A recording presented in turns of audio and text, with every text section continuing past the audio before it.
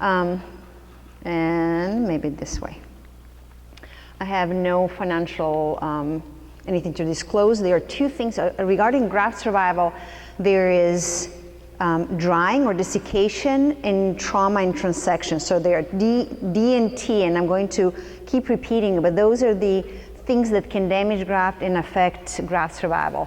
The difference between these two patients is you may place the same number of grafts, but if they are damaged, they do not survive. The result may be this bad versus this good, all depending how you treat your grafts. So it's not just how much tissue you took out, how you design your recipient sites, but also how your assistants treat the tissue in making sure that they're doing what they're supposed to do. So you need to know what the tissue, how the tissue needs to be handled in order to ensure good survival. The number one problem with graft survival is drying.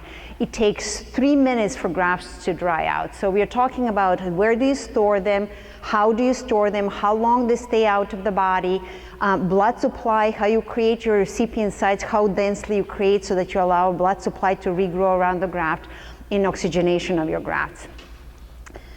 Types of storage solution, everybody probably, someone else already had a lecture on storage solution, but this is a quick overview. Most people use normal saline. We're moving now to Plasma-Lyte A that is more designed for chilled environment, and more people are using hypothermosol with ATP. Lately, in the last several years, we have ATP available, and it's liposomal ATP can come through, enter into the cell through the membrane. So it's added to the storage solution and prolongs the survival of the graft. Whether you keep your tissue in a storage solution when you take it out, it has to be totally immersed. Has to be always hydrated during slivering. Dissection has to be also immersed all the time, and even placing. So any phase of the graft preparation, you and your assistant have to be aware of how much your tissue is hydrated. It takes 3 minutes for the graft to survive, to dry and die out. The graft can be dry and then put back into storage solution. It will plump up. It will look the same as before it dried out, except inside of the graft everything is dead and will not grow. So know that your assistants, if they are afraid to admit mistake, they may cover up and put the tissue back in a solution. It will look good, but what is placed will not survive. So you be the judge of quality control and know and install that it takes 3 minutes for graft to dry. The way you know that the graft is starting to dry, it loses its shyness. So if you look at the difference between, there's a shyness to this and dullness. There's like a matte or dull look to the graft. This is a pile of graft being dissected, collected together during the dissection. And this graft on the top is starting to dry. So if you see here, it looks like almost it has like a fibers on it. It doesn't have the shine. So even they may be hydrating just being 5 minutes versus 3 minutes, how quick, how much they hydrated, how big of a pile they create. They can pile enough graft in a petri dish and one sitting on the top can be drying out. So be vigilant to how quickly grafts can dry and what they look like. Several studies, unfortunately, can you see that? Several studies are done to show the graft survival. So Dr. Limmer did a study showing that in 1992, storing the grafts in looking at time out of the body, the longer they stayed out of the body, the less they survived. Then another study was done comparing grafts stored in saline versus hypothermosol. And grafts that were stored in hypothermosol survived better than grafts stored in saline. Dr. Cooley did a study that was fascinating where he had a patient who had radiation in his temples, so he took the grafts stored in saline and transplanted them in a healthy temple, and then took the grafts and stored in hypothermosol with ATP and put them in a fridge for 5 days and transplanted them into the site that was radiated, which should not grow as well, and those grafts grew better. So the conclusion to that was that grafts stored in a hypothermosol, even in a poor condition, will survive better than those stored in saline. And then in the last study that was done, was presented this year at the ISHRS meeting, I said parsley, actually it is Dr. Mike Beener did a study showing that grafts were stored in plasma-late A versus hypothermosol, and they grew better. Actually, this is a good study. Recipient sites, how many recipient sites per square centimeter you place, how their orientation, their depth can affect the blood supply. Years ago, Dr. Shapiro and Dr. Wong did the study. Dr. Shapiro wanted sites, there was the argument that the sites, sagittal versus coronal sites, one will damage blood supply more than the other. Studies show that they're growing equally well as if they're equally well if they're done properly. So dense packing can affect blood supply and graft survival. Sites that are too deep can damage blood supply, so keep that in mind while you're creating your sites. It takes 5 to 7 days for blood supply to regrow and graft to take.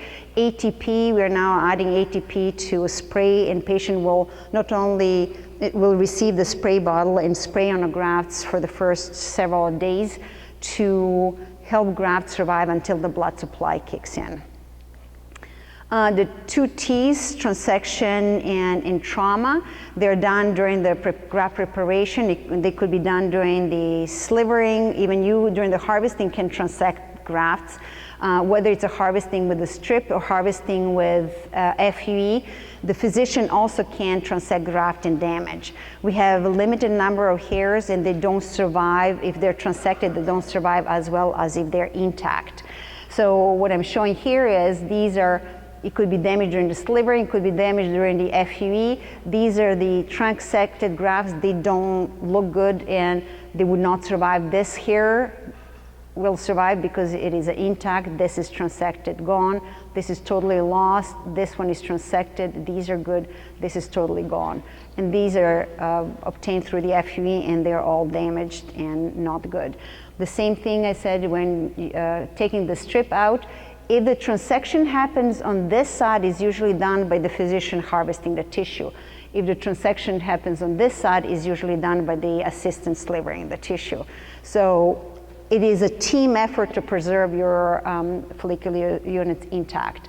The grafts come in a different shape, so always making sure that they're not transected and trimmed well. These are the transected grafts we don't want. Dr. Kim and Dr. Choi did a transection where they transected graft at the different levels. It is important to know, if you look at the full length of your hair follicle, the bulb has regenerative cells, and there's a bulge which is located just below sebaceous gland, has another set of regenerative cells. Both sets are, the set of both cells are necessary for graft to regenerate.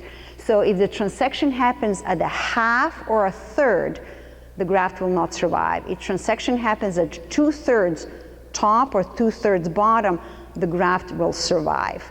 If the bottom 2/3 are preserved, the hair will grow in a full thickness. If the top 2/3 are preserved, the hair will probably possibly grow, but finer caliber. So the objective number 1, do not transect. If you have transection 2/3 top or bottom, keep it as a questionable, because you cannot count on their survival. And another thing is, in order to determine whether it's a half or a 2/3, what I do is take the graft that is a full length, and whatever I have transected I want to measure, I measure against that length, and I know if it's a half or 2/3. Does that make sense? So it's important to know, how do you know what is a 2/3 when it's cut? So you have to have some type of measuring stick. But 2/3, okay, 1/3 and 1/2, no. And then there's a talk about chubby versus skinny grafts. Skinnier grafts mean that they are trimmed so much that there's a little tissue left around the hair shaft and hair follicle. And the skinnier they are, the more fragile they are. That means they can be damaged during the implantation, or they can dry out quickly. So several studies are done showing that the skinny don't survive as well as chubby grafts. And then another argument is that the grafts obtained through FUE, because they don't have as much tissue around the hair follicle in comparison to the grafts obtained through strip harvesting, they're also considered as skinny, more fragile grafts. So these studies showing that grafts, they have more tissue around them, survive better, but you don't want too much tissue, because then you can't put them close together, they won't fit in your sites. And another damage, so this was a trauma done by transecting, so my T's are transection and trauma, and then the other trauma can be done by scraping with a blade. This is scraping with a blade. It becomes all, the hair bulb is damaged. So sometimes while the assistant is dissecting, she wants to clean the fragments of hair or to see better, so scraping of the blade can damage. And this image here shows pressing the hair follicle with forceps during the implantation will damage it. So there's a study, Dr. Biener did a study where he did a crush injury of the hair follicle. So when he did the injury of the bulb versus a bulge, 42% of the grafts that were injured at the bulb survived, but only 17 that were crushed at the bulge level did not survive. So that even the bulb is easier to see, sebaceous gland is easy to see, and know that the bulge is just below the sebaceous gland, so that's the place you don't want to be crushing. And Dr. Gundelman did a study showing that grafts left 3 minutes on a glove, none survive. Once they left 3 minutes to dry, none of those grafts transplanted were survived. And I gave you 2 examples of results and consequences. Scraping sometimes can cause the hair follicles to grow kinky. So then the hair follicle just looks like a pubic hair. It's not pleasant for a patient in comparison to a soft hair.